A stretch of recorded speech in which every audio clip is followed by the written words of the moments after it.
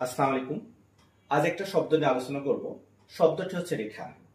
যে শব্দটা নিয়ে আমাদের শিক্ষার্থীদেরকে আমরা যেভাবে বইয়ের ভাষায় পড়াই, অনেক সময় আমাদের শিক্ষার্থীরা বুঝতে পারে না।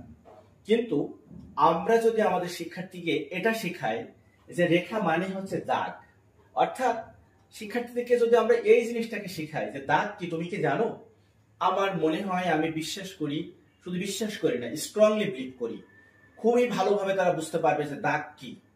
তখন তাদেরকে যদি আমরা বলি যে দাগ কি শুধু সোজাই হয় নাকি বাঁকাও হয়, তখন কিন্তু তারা বলবে যে দাগ সোজা হয়, দাগ বাঁকাও হয়।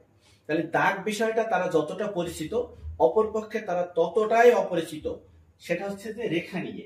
তাই আমরা যখন কোনো কিছু আমাদের শিক্ষার্থীদেরকে শেখাবো বা অভিভাবক হিসেবে আমাদের সন্তানদেরকে শেখাবো, তখন চেষ্টা করব ওই শব্দটার আর কোনো সহজ সমার্থক শব্দ আছে কিনা যেটা আমার শিক্ষার্থী আগে থেকে পরিচিত।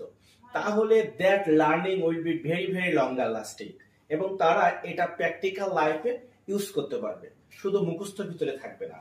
আসসালামু আলাইকুম।